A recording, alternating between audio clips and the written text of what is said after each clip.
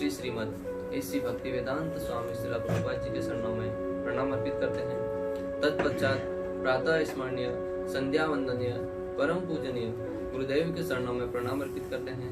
तत्पश्चात दृश्य अदृश्य देवी देवताओं और यहाँ पर उपस्थित समस्त वैष्णव भक्तों के श्री चरणों में प्रणाम अर्पित करते हुए आशीर्वाद की आशा रखते हैं। हरे कृष्ण। जैसा कि आप सबको ज्ञात है, हम भक्ति रसामृत सिंधु का अध्ययन कर रहे हैं। कौन सा अध्याय आज पढ़ रहे हैं हम? 27 गत सत्र में हमने 28वें अध्याय की शुरुआत करी थी। हमने पढ़ा था स्तंभित होना। आज पढ़ेंगे स्वेद। स्वेद क्या होता है? हर्ष जनित स्वेद का उदाहरण श्रीमद् भागवतों में मिलता है। एक गोपी राधा रानी को इस प्रकार संबोधित करती है, हे राधा रानी, आप व्यर्थ दुख को कोस रही हैं। मेरी समझ में आप कृष्ण का दर्शन करने से अत्यंत कामुक हो उठी हो, इसलिए आपको पसीना आ रहा है। स्वेद का अर्थ है कभी कभी व्यक्ति को बिना किसी कारण के या मन में कुछ कार्य चल रहा है, बिना कुछ परिश्रम के पसीना आने लगता है। एक बार गोवर्धन लीला आप सबको ज्ञात होगी। जब गोवर्धन लीला हो रही थी, ऊपर से इंद्रदेव भयंकर वर्षा कर रहे थे, तो भगवान श्री विष्णु का वाहन गरुड़ ऊपर से उड़ रहा था। उसने देखा कि इंद्रदेव भयंकर वर्षा कर रहा, मेरे प्रभु श्री भगवान श्री कृष्ण के व्यवधान पैदा कर रहा है। तब उनको बिना किसी कारण के, बिना किसी परिश्रम के ही पसीना आने लगा, क्रोध के कारण। तो ऐसा जब राधा रानी को भगवान श्री कृष्ण को देखने की लालसा उत्पन्न होती है और जब नहीं दिखते तो अंदर क्रोध के कारण पसीना उत्पन्न होता है, उसे कहते हैं स्वेद। ये बहुत ही दिव्य गुण है। ये हमारी समझ से थोड़े परे हैं। इसको समझने के लिए हमें आगे की क्लास में बढ़ना होगा। और वो अभी हम प्ले ग्रुप में है, प्ले ग्रुप से भी निचले के स्तर में है। प्ले ग्रुप के बाद अगले स्टेप में, जैसे नर्सरी में, जूनियर केजी में, सीनियर केजी में, ऐसे आगे बढ़ेंगे फर्स्ट क्लास में।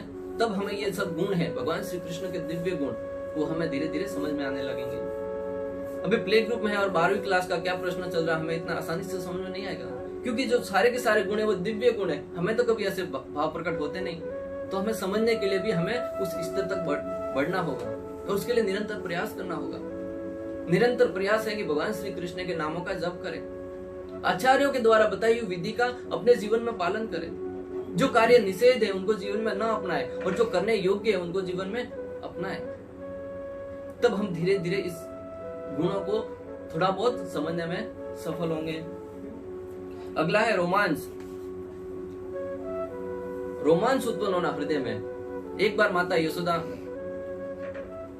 भगवान श्री कृष्ण नन्हे से बालक थे, तब खेलने के लिए बाहर गए हुए थे, तो खेलते खेलते मिट्टी खाने लगे। बच्चों का स्वभाव होता है प्राय कि वो खेलते खेलते मिट्टी खाने लगते हैं।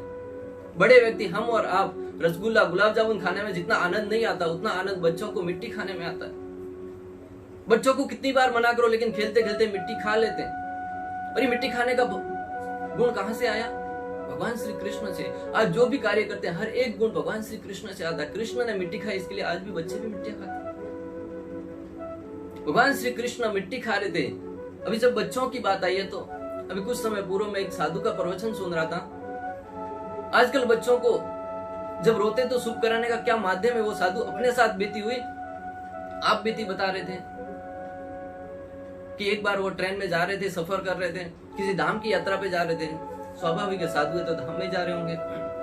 बोले ट्रेन में हमने टिकट खरीदा, ट्रेन में बैठ गए। हमारे सामने वाली सीट पे एक परिवार बैठा हुआ था, एक पति था, पत्नी था और उसका एक बच्चा था। बोले हम अपनी सीट पे बैठ के माला जप कर रहे थे, कुछ समय के पश्चात वो बच्चा रोने लगा अचानक। रोने का कारण जहां तक हमें लगता है कोई मोबाइल नहीं मिला होगा या कुछ तो दुविधा हुई होगी, माता पिता ने मोबाइल नहीं दिया होगा, तो रोने लगा होगा। जैसे ही बच्चा रोने लगा, माता ने कहा कि बेटा चुप हो जाओ। माता के कहने पर भी बेटे ने चुप नहीं हुआ। फिर कहा कि बेटा चुप हो जाओ, नहीं तो ये साधु तुम्हें पकड़ के लेके जाएंगे। क्या कहा? ये बाबा जी तुम्हें पकड़ कर लेके जाएंगे। जैसे उस साधु ने उस माता के मुख से ऐसी वाणी सुनी, वो उनका हृदय विदीर्ण हो गया, दुखी हो गया कि बच्चे को क्या सिखा रहे हैं आज के माता पिता। जब नन्हे से बच्चे को ऐसा सिखाया जाता है कि साधु ये बाबा जी ये तुम्हें लेके जाएंगे, तो बच्चे के दिल में स्वाभाविक डर बैठ जाता है कि वो आगे चलकर साधुओं से दूर रहेगा। फिर भी उस साधु ने अपने आप को संकुचित करते हुए बैठे रहे, कुछ बोला नहीं माता को। पता नहीं बोले बोल दिया तो झगड़ा करने लगी। तो स्टेशन आया, उतर गए। बोले उसी दिन सारे के सारे जो भी कार्य उसी दिन होना था उनका, जो उतर गए, रास्ते में चलने लगे। चलते चलते बाजार से होकर गुजर रहे थे, तब एक दूसरी माता बच्चा के साथ जा रही थी। वो बच्चा अचानक धूल में लोटपोट होने लगा, गिड़गिड़ाने लगा, रोने लगा, पृथ्वी पर लेटने लगा और चिल्लाने लगा, माता मुझे वो वस्तु चाहिए, बाजार से कुछ तो खरीदना होगा, माता ने नहीं दिलाया होगा। तो बच्चा रोने लगा। तो वो साधु कहते हैं कि उस माता ने पहली वाली माता की तरह व्यवहार नहीं किया। उस माता ने क्या कहा? उस माता ने कहा कि बेटा चुप हो जाओ, तो बेटा चुप नहीं हुआ। जैसे ही उनकी दृष्टि साधु पर पड़ी, उन्होंने बोला कि बेटा चुप हो जाओ, नहीं तो वो बाबा जी आए, वो तुम्हें खा जाएंगे। क्या कहा? कि वो बेटा चुप हो जाओ, नहीं तो वो बाबा जी तुम्हें खा जाएंगे। ये तो माता जी एक कदम और बढ़ के थी।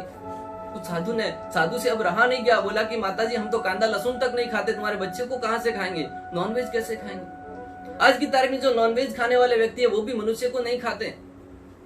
उस साधु से रहा नहीं गया, उस माता से कह दिया कि माता जी आप बच्चों को क्या सिखा रहे हैं? बच्चे के हृदय में जब बचपन से ऐसा डर पैदा होगा साधुओं के प्रति, तो बच्चा साधुओं से दूर रहेगा। और धीरे धीरे जब बच्चे बड़े होते हैं तब माता पिता प्रयास करते हैं कि उनको भी सत्संग में लेके आए, परंतु बच्चे कुछ भी बहाना बनाकर सत्संग में आने से मना कर देते हैं। तो वही माता पिता उन साधु की शरण में आकर कहते हैं कि हमारा बच्चा सत्संग में नहीं आ रहा है। अरे आपने ही तो बचपन से डरा के रखा है कि साधु के पास जाओगे तो साधु लेके भाग जाएंगे।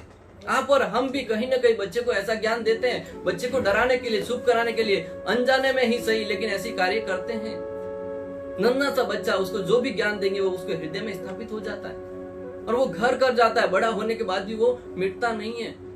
इसलिए बच्चों को संस्कार देते वक्त ज्ञान देना चाहिए कि साधुओं से डरने की आवश्यकता नहीं है। ज्यादा से ज्यादा साधुओं के पास जाकर साधुओं से ज्ञान अर्जित करना चाहिए।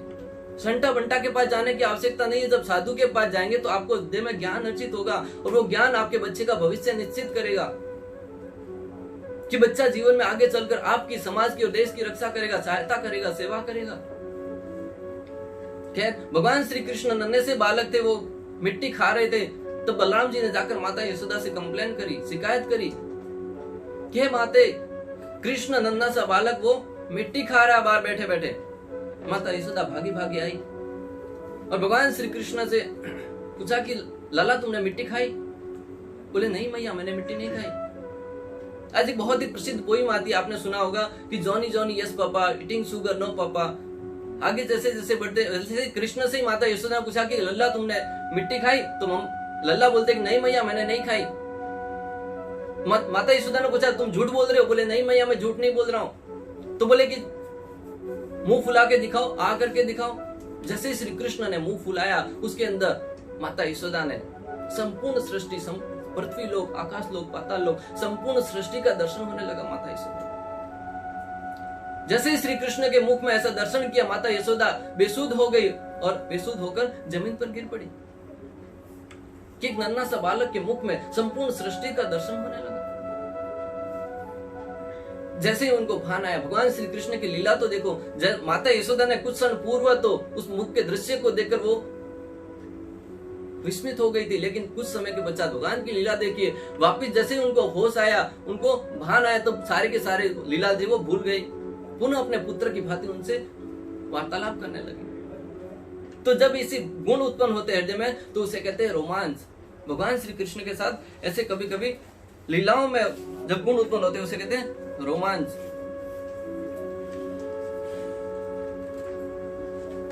अगला है स्वर कंपन।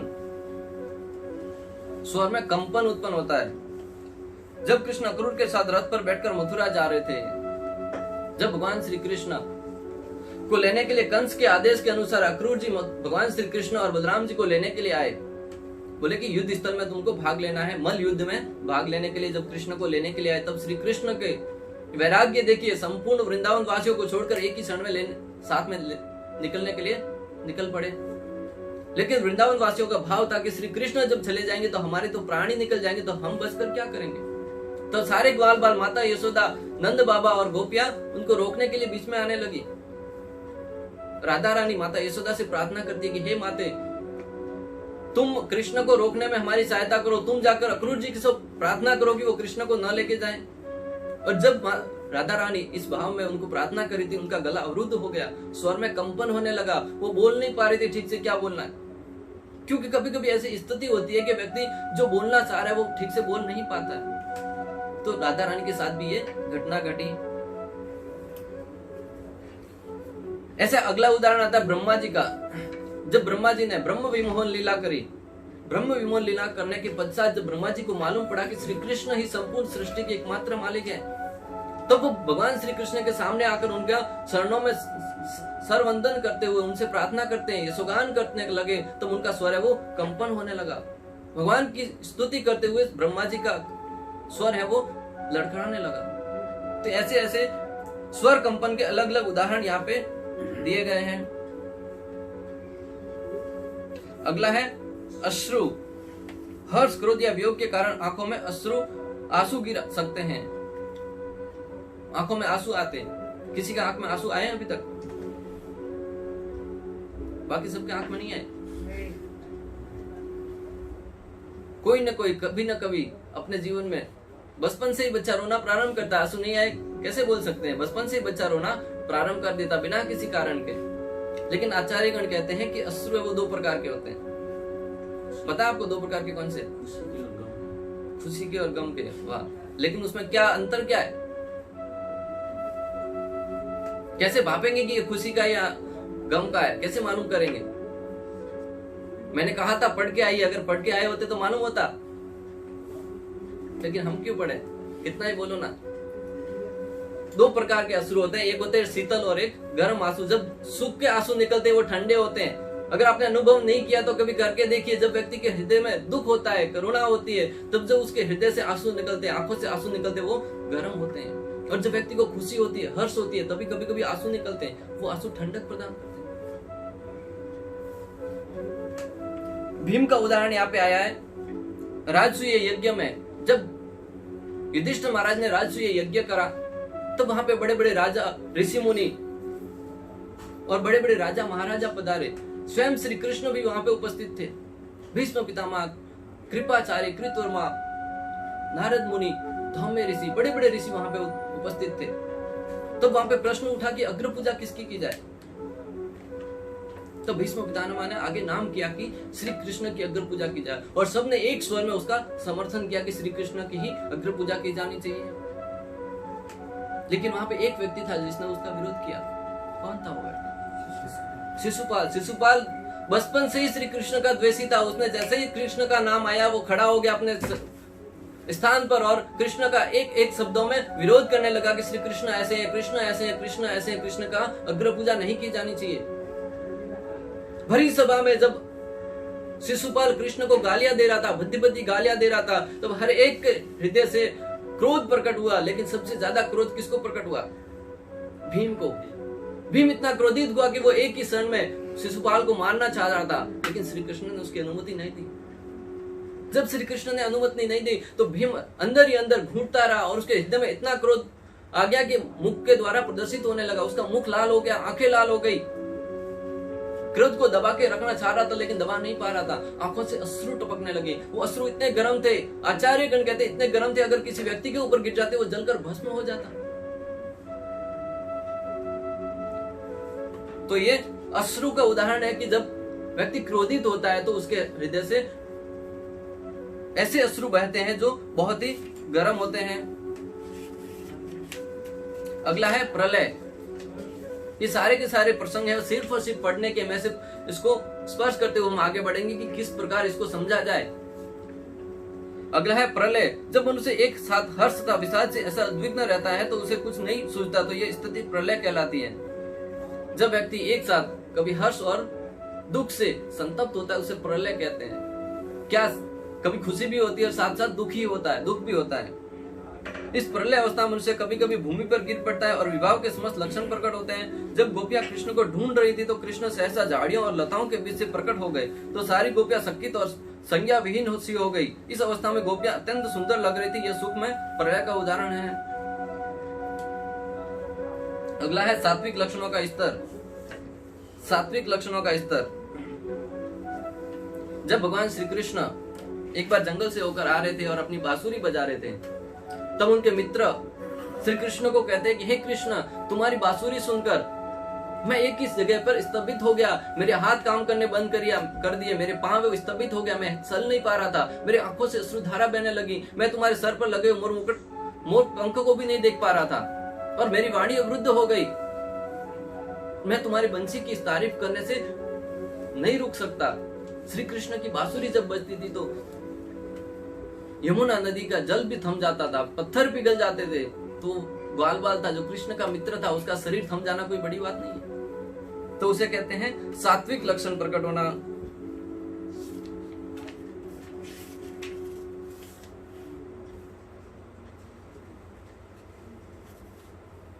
सात्विक लक्षणों के अलग अलग उदाहरण दिए गए, सारा का सारा टॉपिक सात्विक लक्षणों का ही दिया गया है। अभी हम अगले अध्याय पे पहुंचेंगे। अगला अध्याय है अध्याय 29। कौन सा है? अध्याय 29। शीर्षक क्या है? श्री कृष्ण प्रेम की अभिव्यक्ति। कुछ ऐसे कायिक लक्षण होते हैं जो उत्कट भाव में प्रेम को अभिव्यक्त करते हैं। इन्हें व्यभिचार भाव कहते हैं। इनकी संख्या 33 बताई गई है, जो इस प्रकार है: निराशा, विषाद, दैन्य, गलानी, श्रम, मद, गर्व, शंका, त्रास, आवेग, उन्माद, विस्मृति, व्याधि, मोह, मृत्यु, आलस्य, जड़ता, लज्जा, अभिहितता, स्मृति, वितर्क, चिंता, मति, धृति, हर्ष, उत्सुकता, उग्रता, अमर्ष, असूया, दृष्टता, सुक्ति, निद्रा एवं बोध। ये अलग अलग गुण हैं। उसमें हम एक से करके प्रारंभ करेंगे पढ़ना। पहला है निराशा। निराशा होती है, कुछ कार्य करना चाहते हैं, अगर उसमें सफलता नहीं मिलती तो निराशा होती है, स्वाभाविक है। होती है कि नहीं निराशा? जब किसी को जबरन कोई निश्चित कार्य करना पड़ता है या उसे उचित रीति से करने से रोका जाता है तो वह खिन्न हो जाता है, वो अपने को अपमानित अनुभव करता है। ऐसे में निराशा की अनुभूति होती है। इस तरह की निराशा में मनुष्य चिंता से युक्त हो जाता है, अश्रुपात करता है, उसके शरीर का रंग बदल जाता है, उसे दीनता का अनुभव होता है और वह दीर्घ सांस लेने लगता है। जब किसी व्यक्ति को कोई कार्य करने से मना कर दिया जाए, विशेष रूप से बड़े ग्रुप में बैठे और वो कुछ कार्य करना चाह रहा, खड़ा होकर बोलना चाह रहा है और कुछ रोक दिया जाए कि ये कार्य मत करो, तो व्यक्ति के अंदर ऐसे भाव प्रकट होते हैं, अभी क्या करे क्या ना करे। अंदर ही अंदर खिन्नता प्रकट होती है। वो व्यक्ति क्रोध प्रकट करना भी चाह रहा है, लेकिन सामने वाला व्यक्ति बड़ा है तो उसके सामने कर भी नहीं पाता, तो अपने शरीर का रंग लाल पीला हो जाता है। कहते हैं ना, एक व्यक्ति क्रोध में लाल पीला हो जाता है, खिन्न हो जाता है, लाल पीला होने लगता है, तो व्यक्ति दीनता का अनुभव करता है। उसमें व्यक्ति की निराशा हमें सामने झलकती है कि व्यक्ति निराश हो गया है। जब कृष्ण कालिया नाग को दंडित करने के लिए यमुना नदी के विषैले जल में डूबने को प्रतीक होने लगे तो नंद महाराज ने यशोदा से इस प्रकार कहा। जब भगवान श्री कृष्ण कालिया नाग की लीला करने के लिए जैसे ही यमुना के नदी में प्रवेश किए, छलांग लगाई, तो धीरे धीरे पानी के अंदर प्रवेश करने लगे और पानी इतना विषैला था कि जो भी इस नदी का पानी पी लेता था वो तुरंत मर जाता था। तो उनके माता यशोदा मैया और उनके बाबा नंद बाबा को दुख होने लगा कि हमारा कृष्ण पानी में प्रवेश कर गया। जब नन्हा सा कृष्ण अंदर प्रवेश कर गया, वो तो उसके जीवन का अंत हो जाएगा, और जब श्री कृष्ण ही चले जाएंगे तो हमें भी जीने का कोई अधिकार नहीं है। तो माता यशोदा कहती है कि हम भी कृष्ण के साथ उस जल में प्रवेश करके अपने प्राणों की आहुति दे देते हैं। एक तरह से देखा जाए तो श्री कृष्ण के वियोग में वो भी दुखी थे, संतप्त थे, निराश हो गए थे। बिना कृष्ण के हम जीकर क्या करेंगे? किसी जवान माता पिता का जवान व्यक्ति बच्चा मर जाता है तो माता पिता दुखी होते हैं और भगवान से प्रार्थना करते, मेरे हमको उठा लिया होता, मेरे बच्चे को जीवित ना दे देते। यानी कि जब उनके सामने दुखों का पहाड़ गिरता है तो व्यक्ति निराश हो जाता है। कृष्ण ने वृंदावन छोड़ दिया तो उनके घनिष्ठ मित्र सुबल, जब श्री कृष्ण वृंदावन छोड़ के मथुरा की तरफ प्रस्थान करते हैं तब उनका घनिष्ठ मित्र सुबल गोविंद प्रभु निराश हो गए कि श्री कृष्ण हमको छोड़ के जा रहे तो हम यहाँ पर बच के क्या करेंगे। उन्होंने भी वृंदावन छोड़ दिया। रामायण में प्रसंग आता है कि जब व्यक्ति दशरथ महाराज, जब भगवान श्री रामचंद्र अयोध्या छोड़कर 14 साल के वनवास के लिए जा रहे थे, तब दशरथ जी ने 6 बार राम का नाम पुकारा और मृत्यु को प्राप्त हो गए। भगवान श्री रामचंद्र के धाम में, गोलोक धाम में चले गए। तब किसी ने प्रश्न उठाया कि 6 बार ही नाम क्यों लिया? तब आचार्यगण कहते हैं कि प्रभु श्री रामचंद्र को वनवास गए हुए 6 दिन हुए थे और 6 दिन हुए थे तो 6 बार भगवान श्री रामचंद्र का नाम लेकर वो उन्होंने अपने प्राणों को त्याग दिया। यहाँ पे बहुत ही सुंदर सिद्धांत स्थापित हो रहा है कि महाराज दशरथ भगवान श्री रामचंद्र के बिना 6 दिन भी जीवित नहीं रह सके। आज हम और आप भी अगर अपने आप को भगवान श्री हरि का भक्त कहते हैं तो हमारे भगवान श्री हरि की अनुपस्थिति में हमारे प्राण निकल जाने चाहिए। भगवान के नाम में अगर एक दिन भी भगवान का नाम का जप न करें तो हमें लगना अंदर दुख होना चाहिए, दर्द होना चाहिए कि आज मैं भगवान का नाम लिए बगैर ही सो गया। लेकिन नहीं, हमें तो अगर थोड़ा सा धन की हानि हो जाए तो हृदय संकुचित हो जाता है, दर्द से कर्रा उठते हैं। कोई व्यक्ति किसी बाइक या गाड़ी से गिर जाता है तो पहले उसको अपनी हड्डी टूटी वो ध्यान नहीं रखेगा, पहले मोबाइल ठीक से है कि नहीं वो ध्यान रखेगा। तो अपने शरीर से ज्यादा व्यक्ति को सामान प्रिय है, धन प्रिय है, तो फिर भगवान को बीच में आने में बहुत देर है। हमें समझना होगा कि हमने अपने जीवन में जब दशरथ महाराज के जीवन में श्री रामचंद्र नहीं रहे तो उन्होंने इस शरीर को त्यागना ही उचित समझा। उसी प्रकार अगर हमारे जीवन में भी श्री कृष्ण और प्रभु श्री रामचंद्र के नाम का भजन नहीं कर पाते हैं, एक दिन भी अगर उनके नाम का जप किए बगैर निकल जाता है तो हमें समझना चाहिए कि हम जीवित होते हुए भी मृत्यु के समान है, प्राणहीन के समान है। प्रतिदिन प्रातः काल उठकर प्रभु श्री रामचंद्र के नाम का, भगवान श्री कृष्ण के नाम का जप करना चाहिए और उनको अपने हृदय में आह्वान करना चाहिए। अज्ञान रूपी अंधकार के हमारा जो हृदय उसमें आह्वान करना चाहिए। जब श्री कृष्ण नन्हे से बालक थे तब वो मक्खन चोरी करने के लिए जाते थे, तब मक्खन चोरी करके अंधेरे में छुप जाते थे। चोर होता है वो अंधेरे में ही चोरी करना चाहता है, अगर उजाले में तो जाएगा तो कोई भी दर्शन देख लेगा और पकड़ लेगा। जब श्री कृष्ण ने मक्खन चोरी किया और छुपने के लिए कोई स्थान नहीं दिखा, तब एक भक्त भगवान श्री कृष्ण से प्रार्थना करते हैं कि हे कृष्ण, अगर तुमको छुपने के लिए स्थान चाहिए तो मेरा हृदय उसमें बहुत अंधकार है, आप आकर मेरे हृदय में छुप जाओ। अज्ञान रूपी अंधकार के रूप में मेरे हृदय में आप आकर छुप जाइए, वहां पे आपको कोई ढूंढ नहीं पाएगा। यह है भक्तों का भाव। अगर भगवान श्री कृष्ण को अपने हृदय में बुलाने के लिए किस प्रकार लालायित रहते, हम अपने हृदय में तरह तरह की कामनाओं को पाले बैठे रहते। इतना धन कमाऊंगा, इतने लोगों का यशोगान करने में मुझे आनंद आएगा, जब ये लोग यशोगान करेंगे तब। हमें इस स्थिति से परिवर्तित होते हुए हृदय में ज्ञान अर्जित करके श्री कृष्ण के विहीन में हमेशा हृदय को रोता हुआ अनुभव करना चाहिए। दान के लिए कौमुदी में श्रीमती राधा रानी अपनी एक सखी से इस प्रकार कहती है, हे सखी, यदि मैं कान कृष्ण के महिमा युक्त कार्यकलापों को नहीं सुन पाती तो इससे अच्छा योग ये होगा कि मैं बहरी हो जाऊं। राधा रानी अपनी सहेली से कहती है कि अगर मैं श्री कृष्ण के विषय में न सुन पाऊं, उनकी यशोगान नहीं सुन पाऊं, तो इससे तो अच्छा है कि मैं बहरी हो जाऊं। फालतू की बकवास सुनने से, दूसरों की बुराइयां सुनने से अच्छा है कि मैं बहरी हो जाऊं। और अगर श्री कृष्ण के दर्शन करने को नहीं मिलते तो इससे तो अच्छा है कि मैं अंधी हो जाऊं।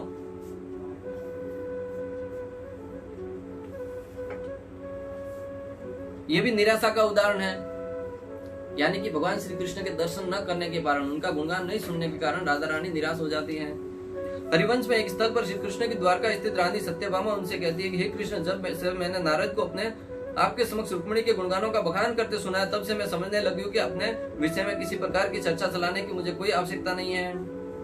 सत्यभामा भी नारद मुनि से मुख से जब श्री कृष्ण के सामने उनकी दूसरी पत्नी के विषय में सुनती है, यशोगान सुनती है, तो उनको भी निराशा होती है कि मेरी यशोगान कोई नहीं कर रहा है। अगला है विषाद। जब किसी को अपना जीवन लक्ष्य प्राप्त होने में सफलता नहीं मिलती, जब उसे अपने वर्तमान व्यवसाय से तृप्ति नहीं होती, जब वो विषम परिस्थिति में फंस जाता है, उसे ग्लानि होने लगती, तो ऐसी वेला में वो विषाद अवस्था में बतलाया जाता है। हम जीवन में अनेक प्रकार के लक्ष्य स्थित करते हैं कि मैं जीवन में ये प्राप्त करूंगा, ये प्राप्त करूंगा, ये प्राप्त करूंगा। अपने जीवन में कोई लक्ष्य स्थापित किया कि नहीं? क्या प्राप्त करना चाहते प्रभु? बिजनेस। Very good. बिजनेस करके क्या करेंगे? धन कमाएंगे। ठीक है। और कोई? बाकी सबका जीवन दिशाहीन जा रहा है क्या? किसी ने कोई स्थापित नहीं किया कि जीवन में क्या प्राप्त करना है। जीवन का कोई उद्देश्य तो होना चाहिए। हम क्यों जी रहे हैं? सवेरे उठे, पूरा दिन क्रिया करी और रात को सो गए। आया राम गया राम, बस हमारे दादा परदादा आए और चले गए, हम भी उसी प्रकार आएंगे चले जाएंगे। लोग जब मरेंगे कुछ दिन के लिए याद करेंगे, फिर पुनः भूल जाएंगे। इतिहास बनने के लिए आए क्या? इतिहास बनाना, इतिहास नहीं बनना है। कुछ ऐसे कार्य करके जाओ कि आने वाले पीढ़ी तुमको याद करे। आने वाले पीढ़ी हमें हमारे सर्वोच्च कार्य के लिए याद करना चाहिए, बुरे कार्य के लिए नहीं। यत यत आसरति श्रेष्ठ तत् देवे तरोजना स यत प्रमाणम कुरुते लोकस्तद अनुवर्तते। भगवान श्री कृष्ण कहते हैं कि जो जो महान पुरुष कार्य करके जाते हैं, आने वाली पीढ़ी उसका अनुकरण करती है। कहीं भी उदाहरण देते कि उस महान संत ने ऐसा कहा था, उस व्यक्ति ने ऐसा कहा था, उसको कोट करके लिखते कि उसने ऐसा कहा था, ये सत्य बात। तो हमें भी जीवन में ऐसे कार्य करने की इतिहास बनाना है कि लोग आने वाले इतिहास में पढ़े हमारे बारे में। समय सिर्फ इतिहास नहीं बनना है कि राव जी के सोपड़ा में ही नहीं रखना है कि दादाजी ये परदादाजी थे उसके वंशज में, वो भी कुछ पीढ़ी के बाद लोग भूल जाएंगे। जैसे प्रभु जी का मिशन है कि जीवन में बिजनेस प्राप्त करना है, धन कमाना है, अगर ज्यादा से ज्यादा धन भी कमाएंगे तो लोग आपको बुलाएंगे। मिशन तो होना चाहिए जीवन में कुछ, ठीक है धन कमाना मिशन है तो अच्छी बात है, परंतु जीवन में कुछ उद्देश्य होना चाहिए कि जीवन में मुझे ये प्राप्त करना है। जब दिशाहीन गति करेंगे, जीवन में कुछ मालूम ही नहीं है कि कहाँ जाना है, और इस स्थिति में भागते रहेंगे, दौड़ते रहेंगे, तो कुछ प्राप्त होने वाला नहीं है। कुत्ते बिल्ली की माफी, जीवन में आए हैं, जी रहे हैं, बस और कुछ नहीं। मनुष्य जीवन प्राप्त हुआ है कुछ प्राप्त करने के लिए, जीवन में कुछ अर्जित करने के लिए।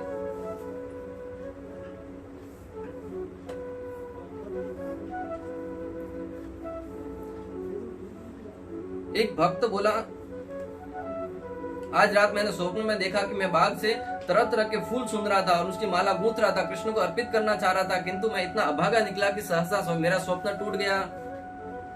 एक भक्त कहते हैं कि भगवान श्री कृष्ण का मुझे स्वप्न आया, स्वप्न में कृष्ण के लिए फूल तोड़ रहा था बाग में से, लेकिन फूल तोड़कर जैसे श्री कृष्ण को अर्पित करने के लिए गया, मेरे स्वप्न टूट गया। इतना आनंद आ रहा था श्री कृष्ण को चरणों में फूल अर्पित करने के लिए, लेकिन स्वप्न टूट गया। कभी कभी होता है, जो स्वप्न आता है, अच्छा स्वप्न चल रहा है, अचानक नींद खुल जाती है तो दुख होता है, लेकिन श्री कृष्ण के विषय में स्वप्न आना बहुत बड़ी बात है। हमारे ग्रुप में एक भक्त है, उनको स्वप्न आते हैं भगवान के विषय में, प्रभुपाद जी के विषय में। ऐसे स्वप्न भी आना बहुत ही महान बात है, हर किसी को इतनी आसानी से नहीं आता। बाकी लोगों को तो स्वप्न आते हैं कि जीवन में दिन में क्या किया था, रात को वही स्वप्न आते हैं। किसी को भूत का स्वप्न आता है, भूत प्रेतों के स्वप्न आते हैं। स्वप्न आना, अगर आध्यात्मिक स्वप्न आते हैं तो बहुत बड़ी बात है। मुझे इस फल प्राप्त न हो सका, यह कथन अपने कर्तव्य के अपूर्ण रहने से जनित विषाद का उदाहरण है। अगला है दैन्य। दुख, भय या अपराध के कारण निर्बलता का भाव दैन्य या दीनता कहलाता है। इस दिन अवस्था में मनुष्य बातूनी, संकीर्ण, हृदय, मलिन, मनवाला, चिंता से पूर्ण तथा निष्क्रिय बन जाता है। दैन्य, दुख, भय या अपराध के कारण निर्बलता का भाव दैन्य या दीनता कहलाता है। इस दिन अवस्था में मनुष्य बातूनी, संकीर्ण, हृदय, मलिन, मनभाव, चिंता से पूर्ण तथा निष्क्रिय बन जाता है। जब व्यक्ति के हृदय में दुख आता है, भय आता है किसी कार्य को करने के लिए, तो वो व्यक्ति दैन्य बन जाता है।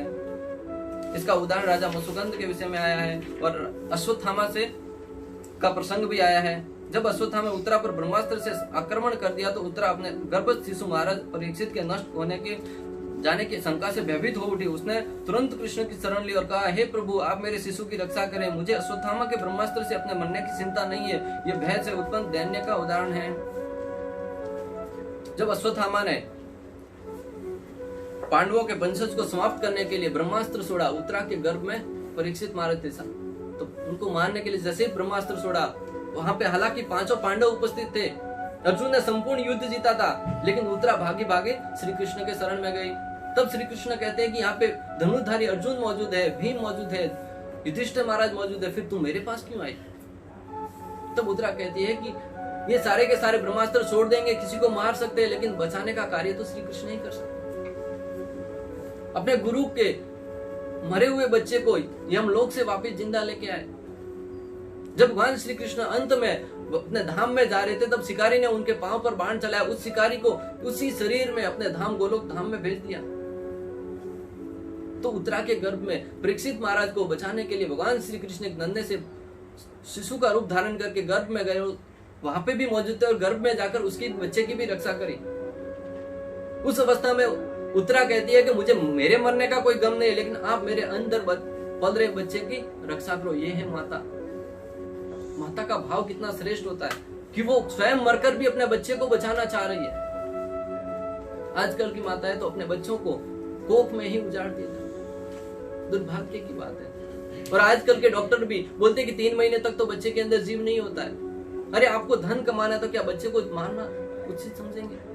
जैसे ही वीर्यपान होता है, बच्चे का स्थापना होता है गर्भ में, तब से बच्चे के अंदर जीव आ जाता है। 3 महीने तक बच्चे का बोले के अंदर जीव नहीं होता, उसको मार सकते हैं। और आज के माता पिता अपने कोख में बच्चे को उजाड़ रहे हैं। लेकिन उत्तरा से सीखना चाहिए कि किस प्रकार वो अपने कोख में बच्चे को बचाने के लिए बोलते कि मैं स्वयं का शरीर त्याग कर भी अपने बच्चे की रक्षा करूंगी, मेरे बच्चे को बचा लो, मैं मर जाऊं तो भी चलेगा। लोग आजकल स्वार्थ में इतने अंधे हो गए कि उनको धर्म और अधर्म में कुछ अंतर ही ज्ञात नहीं। अपने स्वार्थ के लिए भगवान को भी ठगने से पीछे नहीं रहते हैं। एक बार एक व्यक्ति मंदिर में गया और भगवान के सामने प्रार्थना करने लगा कि हे भगवान, मैंने ये बिजनेस प्रारंभ किया, 50 लाख का बिजनेस प्रारंभ किया, अगर मेरा बिजनेस सफल हो गया, मुझे ये काम मिल गया, तो मैं आपको 50,000 आपको दे दूंगा, आपके शरणों में, आपके भंडारे में रख दूंगा। तब किसी ने आवाज दी कि पहले से रख दो तो आपका काम हो जाएगा। बोले नहीं, पहले से तो नहीं रख सकता, अगर काम नहीं बना तो 50,000 भी जाएगा। पहले बोले मेरा काम होना चाहिए, उसके बाद रखूंगा। बहुत सारे लोग ऐसी प्रार्थना करते हैं भगवान के सामने जाकर कि मेरे काम बन जाएगा तो मैं आपको इतनी प्रसाद चढ़ा दूंगा, या ये धन दे दूंगा, ये सड़ावा ले लूंगा। संयोग बस उसका काम हो गया, तब बारी आई देने की। 50 लाख का फायदा हुआ, लेकिन 50,000 हृदय से छूट नहीं रहे थे। बोले कि 50,000 भगवान को क्या आवश्यकता है, भगवान को देने की क्या आवश्यकता, भगवान को क्या जरूरत है? भगवान को तो सारे लोग आते हैं, दूध चढ़ा के शिव जी के ऊपर चले जाते हैं, शिव जी पैसों को क्या करेंगे? तो मनुष्य की खोपड़ी ऐसी है, उसने तरकीब सोचना प्रारंभ किया। बोले कि किस प्रकार भगवान को पटाऊं, भगवान को ठगने का प्रयास करने लगा। पूरा दिन चिंतन करता रहा। बोले कि किस प्रकार भगवान को अपने ही वश में उनको उलझा दूं। तो उसके मन में एक आइडिया आया। वो दूसरे दिन प्रातःकाल, सोमवार का दिन नहीं था, सोमवार को तो बहुत सारी गर्दी होती है, ट्यूसडे के दिन या अलग दिन बाबुलनाथ गया और शिव जी के मंदिर में जाकर भगवान के सामने एक लाइन खींची। बोले कि भगवान, मैंने आपसे वादा किया था कि 50,000 दूंगा, लेकिन आपको धन की क्या आवश्यकता है? और वैसे भी आप तो आशुतोष हैं, अपने भक्तों पर हमेशा कृपा करते हैं, लेकिन फिर भी मैं अपने किए हुए वादे के अनुसार आपके पास आया हूँ, धन लेकर आया हूँ 50,000 रुपया। हम एक काम करते हैं, मैं इस प्रार्थ से ये धन आपकी तरफ फेंकूंगा, आपकी तरफ उछालूंगा। जो इस लाइन के उस पार आया वो आपका, और इस पार रहा वो मेरा। उस व्यक्ति ने लाइन खींची थी, उस धन को भगवान की तरफ जैसे ही भेंट किया, अंदर कुछ चिल्लर थी, जो कॉइन थे, वो तो उछलकर भगवान की तरफ चले गए, जो नोट के बंडल थे वो उधर ही रह गए। तो बोला कि भगवान, आप, मैंने जैसा सोचा था, रियल में आप कितने कृपालु हैं। आपने सोचा कि मेरे भक्त को धन काम में आएगा, बेचारा घर वाला है, उसके घर में बीवी बच्चे हैं, परिवार वाले हैं, उनको धन की आवश्यकता, मुझे धन की आवश्यकता नहीं। इसके लिए आपने थोड़ी सी सवन्नी रख ली, थोड़े से कॉइन रख लिया और बाकी का धन मुझे वापस लौटा दिया। सवन्नी भगवान के शरण में रख दिया और बाकी का धन लेके घर पे वापस आ गया। इतने में दूसरा व्यक्ति लाइन लगा के खड़ा था। बोले कि मैंने भी कुछ प्रार्थना करी थी, मैं भी भगवान को धन देने के लिए आया हूँ, मेरा भी काम बन गया। उस व्यक्ति ने, तो वो व्यक्ति महान था, उसने लाइन भी मिटा दी। बोले भगवान और भक्त के बीच में लाइन सी रेखा तो नहीं होनी चाहिए, उस लाइन को मिटा दिया। बोले कि भगवान, आप यहाँ पे थोड़े, आप तो ऊपर रहने वाले, ऊपर वाला, किसी को बोले ऊपर वाला, तो बोले कि ऊपर वाले आप, तो एक काम करो, मैं पूरा का पूरा धन आपकी तरफ ऊपर हवा में फेंकूंगा, जो आपको चाहिए वो रख लेना, बाकी मुझे दे देना। सारा का सारा धन ऊपर फेंक दिया, बाकी तो सहयोग नीचे आ गया। धन तो स्वाभाविक ऊपर फेंकेगा, नीचे ही आने वाला है। पूरा का पूरा धन लेकर घर की तरफ चल दिया। ये है आज के भक्तों का भाव। भगवान के ठगने का प्रयास करते हैं, कुछ काम बन जाए। 50 लाख में 50,000 देना था, वो भी हृदय से नहीं छूटा। जब देने की बात आई तो हमेशा भगवान के सामने जाकर प्रार्थना करते हैं, मुझे ये मिलना चाहिए, ये मिलना चाहिए। कभी जाकर भक्ति भाव से भगवान से प्रार्थना करें कि भगवान आपको क्या चाहिए। कभी बिना किसी इच्छा के भगवान का यशोगान तो करो। भगवान के सामने जाकर भगवान का यशोगान कीजिए कि भगवान आप कितने सुंदर है, कितने दयालु है, कितने कृपालु है। तो जब निस्वार्थ भाव से भगवान की प्रार्थना करेंगे, भगवान का यशोगान करेंगे, तब भगवान श्री हरि प्रसन्न होंगे और आपके जीवन में जो है उसकी रक्षा करेंगे। भगवान श्री कृष्ण कहते हैं कि मेरे भक्त के जीवन में जो है उसकी मैं रक्षा करता हूं, और जिसकी आवश्यकता वो मुझसे प्रदान करता हूं। भगवान उस पिता की भांति है जो अनावश्यक वस्तु नहीं प्रदान करते। जिस प्रकार एक नन्हा सा बच्चा, अगर किसी, नन्हा सा तो नहीं कह सकते, थोड़ा सा वयस्क बच्चा अगर किसी दुकान पे जाकर सिगरेट मांगेगा, बोले कि ये 10 रुपया लो, मुझे सिगरेट चाहिए, तो दुकानदार को तो धन कमाना, वो धन रख लेगा और सिगरेट दे देगा। भले उस बच्चे के लिए स्वास्थ्य के लिए अच्छी नहीं है वो सिगरेट, फिर भी वो दुकानदार देने के लिए विवश हो जाता है।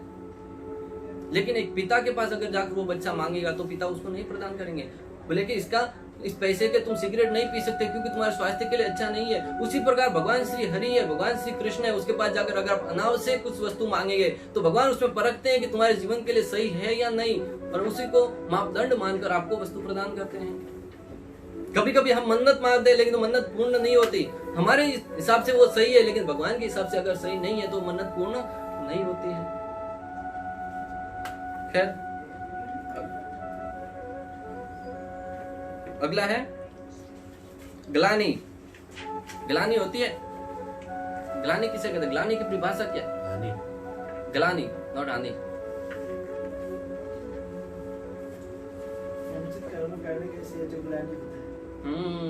अनुचित कर्मों को करने से, जब हम कुछ कार्य करते हैं और हम उससे संतुष्ट नहीं होते कि गलत काम कर लिया, अंदर दुख होता है, हृदय में ग्लानि होती है, पश्चाताप होता है, उसे कहते हैं ग्लानि। बहुत बार से ऐसे कार्य कर देते लेकिन उसके बाद होता है कि अगर नहीं किया होता तो। किसी व्यक्ति को डांट देते हैं, बोले अगर फिर उसका मुंह देख के, उतरा हुआ मुंह देख के होता है कि इसको नहीं डांटा होता तो। पश्चाताप होता है, ग्लानि होती है। जब कोई व्यक्ति किसी अनुचित कार्य के लिए अपने आप को दोषी ठहराता तो उसे वो यही भावना ग्लानि कहती है। जब किसी कार्य के लिए अपने आप को दोषी ठहराना, हालांकि आज की तारीख में बहुत कम होता है, लोग किसी भी गलती के लिए सामने वाले को दोषी ठहराते, लेकिन कभी कभी हमें स्वयं को लगता है, बताएंगे नहीं लेकिन स्वयं को लगता है कि इसमें मेरी गलती थी, उसे कहते हैं ग्लानि। एक दिन श्रीमती राधा रानी कृष्ण के लिए दही मंथ रही थी। उस समय उनके हाथ का मणिजड़ित कंगन घूम रहा था और वे कृष्ण के नाम का जप कर रही जा रही थी। तभी उन्होंने सोचा कि मैं तो कृष्ण के पवित्र नाम का जप कर रही हूँ, कहीं मेरे गुरुजन मेरी सास नंद सुन न ले। इस विचार से राधा रानी अत्यंत व्यग्र हो उठी। यह कृष्ण की भक्ति से उत्पन्न ग्लानि का उदाहरण है। अगला है श्रम। कभी कभी उत्सवों में बलराम समेत कृष्ण के सारे गोप मित्र नाचा करते थे। उस समय उनके गलों की मालाएं हिलती डुलती थी और बालकों को पसीना आने लगता था। भाव में नृत्य के कारण सारे बालक पसीने से लथपथ हो जाते थे। यह नृत्य से उत्पन्न श्रम का उदाहरण है। नृत्य कीर्तन करते भगवान श्री हरि के सवेरे प्रातःकाल गुरु पूजा में, तब पसीना आता है तो उसे कहते हैं श्रम, यानी कि मेहनत करना। श्रम दुकान पे जाकर धन कमाने के लिए श्रम करना वो अलग बात है, और भगवान की भक्ति के लिए, भगवान को प्रसन्न के लिए श्रम करना वो अलग डेफिनेशन है। भगवान के प्रसन्नता के लिए उनके मंदिर में जाकर उनके अर्श विग्रह के समक्ष नृत्य करना, कुछ सेवा करना, भक्तों की सेवा करना, प्रसाद बांटना, उससे जो श्रम उत्पन्न होता है, जो पसीना होता है, उसे कहते हैं श्रम। अगला है मंद। जब कोई मद्यपान करके या अत्यधिक कामी होने से मिथ्या प्रतिष्ठान जाने के लिए उद्यत होता है तो उसकी जबान लटपटाती है, आंखें सूज जाती हैं, शरीर पर रक्तिमा के लक्षण प्रकट होते हैं। मद यानी कि मदमस्त हो जाना, व्यक्ति को किसी चीज का भान नहीं रहता है, उसे कहते हैं मद। एक बार बलराम जी ने, यहाँ पे वर्णन है, एक बार बलराम जी ने अत्यधिक मधुपान कर लिया था तो मदमस्त होकर चिट्टियों को कहने लगे कि तुम यहाँ पे क्यों घूम रही हो। हमने ग्वाल बालों को कहने लगे कि तुम ऐसा कार्य क्यों कर रहे हो। ऐसा लग रहा था जैसे कोई व्यक्ति मदमस्त हो गया है। कभी कोई व्यक्ति ऐसे कार्य करने जिससे उसके कुछ आशा ही नहीं रहती, कुछ ने नशा कर लिया है तो व्यक्ति ऐसे कार्य करते जो उसके प्रवृत्ति के अनुसार नहीं होते, उसके विरुद्ध होते। हमें किसी से अपेक्षा नहीं कि व्यक्ति ऐसा करेगा, लेकिन नशा करने के बाद उसको कुछ भान नहीं रहता है। तो भक्त को भी जब भगवान श्री हरि की भक्ति का नशा हो जाता है तो मदमस्त हो जाता है, उसे कुछ भान नहीं रहता समाज का, और वो नाचता है, गाता है, खेलता है, कूदता है, उसको कुछ समाज की नहीं पड़ी है, उसे कहते हैं मदमस्त होना। अगला है गर्व। गर्व होता है कि नहीं? कभी अपने कार्य पे गर्वित होते कि नहीं? बहुत सारे लोगों को कहते हो सुना, ये जो धन कमाया मैंने अपनी शक्ति के ऊपर कमाया, मेरे बाप दादा ने नहीं कमाया, मैंने स्वयं ने कमाया। स्वयं की शक्ति पे गर्व होना कि ये कार्य मैंने किया है, मेरे द्वारा ये कार्य हो रहा है, ये गर्व होने के गुण है। प्रेम जनित गर्व की अभिव्यक्ति अत्यधिक धन, अनुपम सौंदर्य, उच्च कोटि के निवास अथवा इष्ट प्राप्ति के कारण हो सकती है। जब कोई व्यक्ति अन्यों की अपेक्षा की परवाह नहीं करता तो उसे गर्वीला माना जाता है। बिल्व मंगल ठाकुर कहते हैं, हे कृष्ण, आप जबरन अपने को मुझसे छुड़ाए जा रहे हैं, किंतु जब आप मेरे हृदय के भीतर चले जाएं तो मैं आपकी शक्ति को मान लूं। यह है कृष्ण के प्रेम में गर्व अनुभव करने का उदाहरण। हमें तो अपने जीवन में गर्व होता है कि मैंने इतना धन कमाया, ये घर बंगला बनाया, ये सारे के सारे गर्व होने के ये लक्षण है। लेकिन बिल्व मंगल ठाकुर धन्य है, वो श्री कृष्ण को सुनौती देते हुए कहते हैं कि तुम हर जगह घूमते हो, लेकिन एक बार मेरे हृदय में प्रवेश करके तो बताओ, तब मैं तुम्हें मानूं कि तुम मेरे महान हो, यह है गर्व कि अपने अब कृष्ण को सुनति दे रहे कि मेरे हृदय में प्रवेश करके तो बताओ। यानी कि एक तरह से देखा जाए तो अपने हृदय में कृष्ण को आमंत्रित कर रहे हैं, ऐसा कृष्ण को बहला फुसलाकर हृदय में प्रवेश करवाना चाह रहे हैं।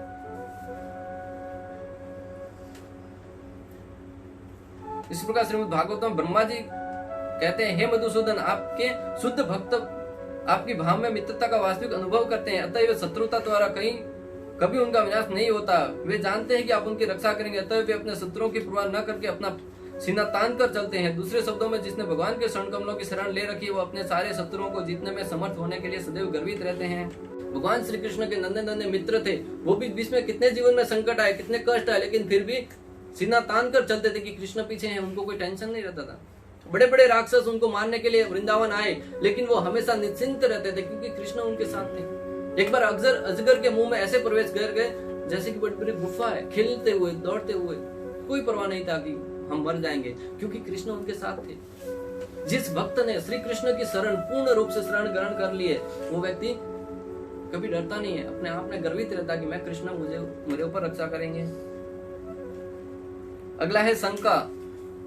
ब्रह्मा जी कृष्ण के सभी वैष्णव गायों तक ग्वाल बालों को सुराकर चले जाने का प्रयास कर रहे थे, किंतु सहसा उन्होंने अपने शोर कर्म का भाव हुआ, अतः वे अपनी 8 आंखों से चारों ओर निहारने लगे। ब्रह्मा जी की सिर होने से उनके 8 आंखें थी। यह शोर कर्म से जनित शंका में प्रेम भाव का उदाहरण हुआ।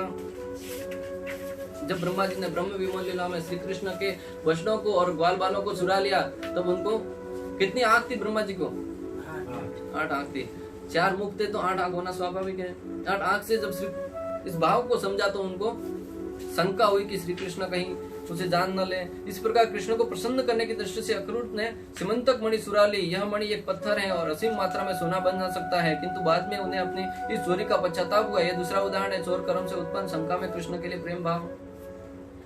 जब स्वर्गराज इंद्र ब्रज भूमि पर मूसलाधार वर्षा कर रहा था, उसे सलाह दी गई कि वह कृष्ण के शरणार बिंदों की शरण ग्रहण करे। उस समय शंका के कारण उसका मुख श्यामल पड़ गया। जब इंद्रदेव में ताम में आकर वर्षा तो कर ली, लेकिन बाद में मालूम पड़ा कि श्री कृष्ण ही परम सृष्टि के मालिक हैं, तब उनका मुंह वो कलर चेंज हो गया। अपने कार्य के लिए उनको पश्चाताप होने लगा। उनको शंका होने लगी, क्या सही में श्री कृष्ण तो भगवान नहीं है? उस अवस्था को शंका कहते हैं। अगला है त्रास। जब कोई व्यक्ति आकाश में बिजली देखकर, भयंकर पशु देखकर या प्रचंड शब्द सुनकर अपने हृदय में सुभित हो जाता है, उसकी मानसिक अवस्था को त्रास कहते हैं। त्रास की ऐसी दशा में मनुष्य अपने बचाव के लिए किसी वस्तु की शरण लेना चाहता है। उसके शरीर के रोंगटे खड़े हो सकते हैं, उसके शरीर में कंपन हो सकता है, कभी कभी उसका शरीर गलतियां कर सकता है, कभी कभी वो स्तंभित हो सकता है। त्रास यानी कि अपने सामने देखते हुए किसी भयभीत वस्तु को देख ले, भयंकर प्राणी को देख ले, तो व्यक्ति का हृदय डर जाता है, अंदर से धक्का लगता है कि ये क्या, अब मैं अपने आप को कैसे बचाऊंगा। तो व्यक्ति ऐसी अवस्था में कोई भी कार्य करने लगता है उतावलेपन में, कि अपने आप को बचाने के लिए कोई भी कार्य करता है, उसे कहते हैं त्रास। पद्यावली में एक कथन मिलता है, हे मित्र, मथुरा मंडल में असुरराज कंस के शासन के अंतर्गत कृष्ण का निवास मेरे लिए चिंता का कारण है। यह कृष्ण के लिए प्रेम में कृष्ण पर किसी संकट की संभावना का एक उदाहरण है। जब वृत्तासुर सारणी के रूप में वृंदावन में प्रकट हुआ तो सारी गोपियां अत्यधिक भयभीत हो उठी। जब वृत्तासुर एक भयंकर राक्षस का रूप धारण करके, सारण का रूप धारण करके वृंदावन में प्रवेश किया तो सारी गोपियां भयभीत हो गई। मराठी में कहते हैं त्रास देना, यानी कि किसी को दुख देना। त्रास देना यानी कि धमकी देना। जब देख के हम डर जाते किसी कार्य को, उसे कहते हैं त्रास। इतने सिंपल भाषा में लगाओ, वृंदावन भाषा में लगाओ, आप सबको आसानी से समझ में आता ही होगा। अगला है आवेग। आवेग की उत्पत्ति किसी अत्यंत प्रिय वस्तु, किसी अत्यंत घृणित वस्तु, अग्नि, प्रबल वायु, प्रबल वर्षा, किसी प्राकृतिक उत्पाद, विशाल हाथी के दर्शन और किसी शत्रु के दर्शन से होती है।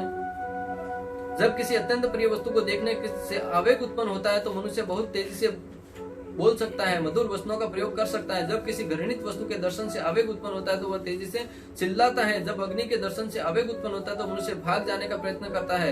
हो सकता है कि शरीर में कंपन हो, आंखें बंद हो जाए, नेत्रों में अश्रु आ जाए। जब कोई प्रबल वायु के कारण आवेग में आता है तो वह तेजी से दौड़ने का प्रयास करता है, अपनी आंखें मलता है। जब कोई वर्षा के कारण आवेग में आता है तो वह छाता धारण करता है, उसके शरीर में तनाव आ जाता है। जब किसी आकस्मिक उत्पाद से आवेग उत्पन्न होता है तो मुंह बदरंग हो जाता है, उसे आश्चर्य होता है, शरीर में कंपकंपी छूटती हैं। यदि हाथी के देखने से आवेग हो तो वह उछल सकता है, तरह तरह के भय से के संकट दिखला सकता है और कभी कभी अपने पीछे की ओर लगातार देखता रहता है। यदि किसी शत्रु की उपस्थिति से आवेग उत्पन्न होता है तो वह घातक हथियार ढूंढता है और भाग निकलने का प्रयास करता है। आवेग के अलग अलग गुण बताए गए कि किस प्रकार किस वस्तु से कैसा आवेग उत्पन्न हो सकता है, अग्नि से, शत्रु से, हाथी से, वगैरह वगैरह। ठीक है। जब कृष्ण ने पूतना नामक राक्षसी को मार गिरा तो माता यशोदा हक्की बक्की रह गई और आवेश में आकर चिल्लाने लगी, अरे ये क्या हो गया, अरे ये क्या हो गया। जब श्री कृष्ण ने पूतना नामक राक्षसी को मार दिया तो माता यशोदा जोर जोर से चिल्लाने लगी कि ये क्या हो गया, उनको आवेग आने लगा। अगला है उन्माद। श्रील बिल्वमंगल ठाकुर अपनी पुस्तक में इस प्रकार प्रार्थना करते हैं, श्रीमती राधा रानी संपूर्ण जगत को शुद्ध करे क्योंकि उन्होंने कृष्ण के शरणों में अपने को पूर्णतया समर्पित कर दिया है। वे कृष्ण के प्रेम में एक मूर्ख की भांति खाली मटकी में दही मतने लगी। यह देखकर कृष्ण राधा रानी से ऐसे मुग्ध हो गए कि वे गाय के बदले सांड को दूधने लगे।